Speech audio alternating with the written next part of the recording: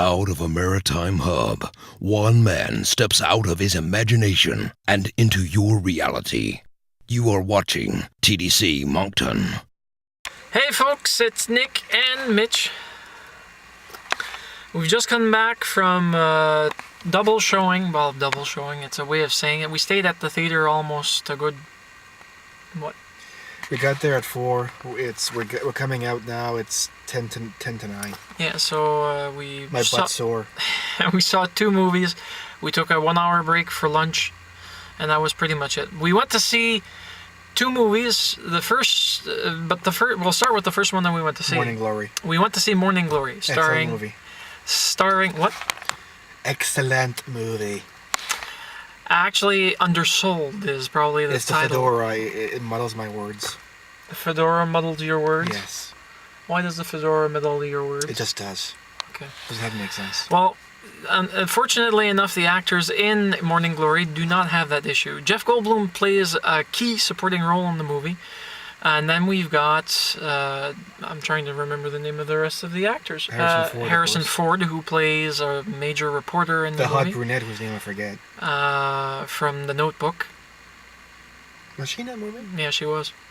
She was also in Sherlock Holmes. She played... the Sherlock's love interest. Yeah. Anyways, we'll have the cast and crew all down below. Diane Keaton, I think, is also in this movie. Was she the elderly blonde? Yes, the one with the glasses. The movie needs to be seen, and I recommend it for everyone who loves to see it. And if you've loved Harrison Ford, you need to go see him in... It's a unique role. You probably won't see him in again. Yeah, because I've never seen Harrison Ford play comedy so well. Most of his roles are military or action roles. Yep. He's either the commander of a doomed sub, or he's Indiana Jones, or he's in a Tom Clancy movie. Yep. So, you have to go see it. The story was absolutely compelling. The chemistry between the characters was absolutely spot on. We couldn't ask for more in regards to any possible movie expectations for that particular one. Now, we'll move on straight to the other movie review, because we'll just add them together. Yeah, Skyline. Skyline. Eye candy is good, but that's basically it. The eye candy, I can say, is probably 98% accurate, because, well, 2% of the movie had some flaws that you could see in the eye candy, which I don't particularly appreciate when the video graphic effects kind of become slipshod in certain bits and pieces, and it kind of throws you out of the seat as if you're on the bucking bronco, and all of a sudden you're back in reality. Well, suffice it to say that it's actually the human race versus aliens.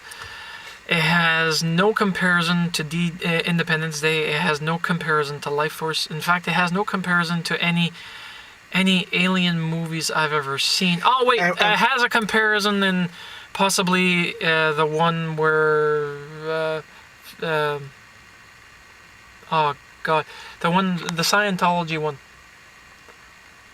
Battlefield Earth? Yes. That's probably... That movie was a complete waste of brain cells. Yes. Unfortunately, it was also based on L. Ron Hubbard's Scientology. Which I could not...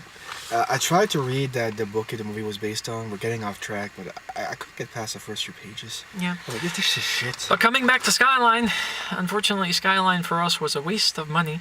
I did enjoy it. But you see, I read the reviews and I had very low expectations. And I was actually expecting to theater hop and not have to pay for it, which I actually did. But that's okay. Wait for it on the rental if you absolutely must see it. I don't recommend you wasting your time in the theaters. And on a very perverted note, all these women are getting sucked into these giant organic machines. Not one boob gets popped out. Where the hell's the fun in that?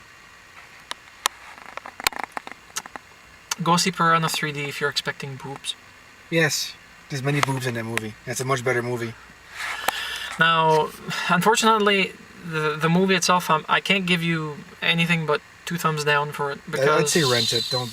There's better movies out there you can. Rental, you'll get it at less cost than a full-blown ticket. Damn. we'll pretend we didn't hear that. And we just a reminder, we don't condone any actions from anyone out there actually going online searching for a cam or anything else that you can Pay for yourself. Yeah. So the one thing that I can say is that they had some new actors in there. One actor that you've all seen if you followed Dexter, the one playing the... Thing is, I've seen all the actors they've had in there from somewhere, but they were supporting roles. Yeah. I've seen their faces before. I just don't know their names. Yeah, but that particular actor played a very important detective in Dexter. Plays Sergeant Batista in Dexter. Yep. And he actually lived up his role to a key. Unfortunately, that's about the only bright point for the movie. The effects were awesome, minus the little bits and pieces that I didn't quite enjoy. Here and there, you could kind of tell, okay, we're running short on time and money. Fuck it, it's good enough. Yeah. Now, there's only one problem with Skyline, which is why we're giving it a 2 thumbs down. We don't know if there's going to be a trilogy. We don't know if there's going to be a follow-up sequence. We only know that it ends on a cliffhanging note, and it's probably going to end the same way that Golden Compass did, which is a shame because Golden Compass deserved to have its other movies done. But, Thing is, the whole thing where they're harvesting the human race doesn't make any real sense to me. No. The remake with Tom Cruise and in the...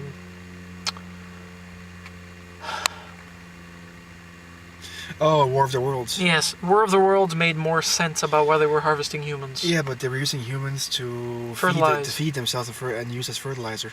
Yeah. Although, it's kind of annoying. Who did that film? Steven Spielberg? Yeah.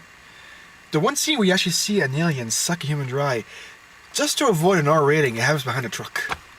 It's like, behind a truck. A big scalpel comes down. Oh! Scalpel? It was a big syringe. I know, but it happened behind a truck. Yeah, it was a What are you, a pussy? It was a... See, folks... It's $20,000 per second. Get the fucking truck out of there! I want to see him get exsanguinated. And, well, anyways, but this is not about War of the Worlds. No. It is about Skyline. Unfortunately, this is where we would have liked to have a whip to flail the living daylights out of the people creating it and say, make it worth our while and give it a goddamn plausible storyline. Something with at least a beginning and an end. They gave us a beginning, a middle, no end. Honestly, spoiler alert, when they get sucked up into the ship and there's a big white light, it could have stopped there. Yeah. That would have been more satisfying. We got to a point, it would have still been on a fucking cliffhanger. Nobody knows what... we would have figured they would have been killed, but they would have died together. Anyways. French de Llama, the movie sucked.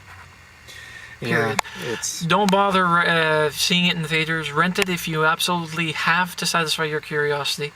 Your money's best served supporting Morning Glory for certain, and we're going to go see Unstoppable tomorrow.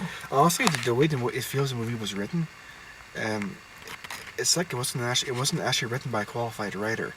It was written by the special effects team. Saying, "Oh, if they go outside, it's a big monster. We can make it do this." Actually, I have to agree with Mitch. The movie itself. It was a setup after setup for CGI. Here's my feeling. The movie itself felt like a marketing ploy. Yeah. Literally, I'm not kidding. Well, one of the critics on Rotten Tomatoes actually said it was more like watching a demo reel for the director and a CGI company than an actual movie. Anyways, I don't watch the Rotten Tomatoes. I know who they are, but I just don't. They were right in that spot though. It feels like one big demo reel. Ooh, we can make these kind of effects and these kind of effects, and she gets sucked in and her brain gets ripped out and plugged in. Yeah. So, hooray for Morning Glory and the staff of people doing the movie. It's actually quite a heartwarming one, and laughter. Laughter. Yeah, lots of laughter. Yes. Lots and lots of laughter, right? There was for me a very inappropriate ponies where nobody else was laughing. Ha ha ha! Wait, I'm half deaf. Was that supposed to be funny? Yeah, but anyways, the Morning Glory is really worth it. So Al, Scratching Cat, Jed, all of you out there, Meg, Sam, Jay, go see Morning Glory. Do not go see Skyline. Rent it, okay? If you insist to see it, don't go see it. Rent it because that way, when you rent it on Blu-ray or DVD, you can skip over the boring parts. Yeah. Anyways, that said, sorry for us repeating ourselves on Skyline. We just didn't like it. Yeah, it wasn't worth paying $12 I think to see. No. So, from me, Mitch. Go see Morning Glory. Skyline, it can go fuck itself. Yeah. You will see Morning Glory, and Skyline can use a unicorn in the appropriate fashions. Get drunk and watch the trailer over and over again. That's basically the movie. Yeah. So, have a nice one. Not one boob.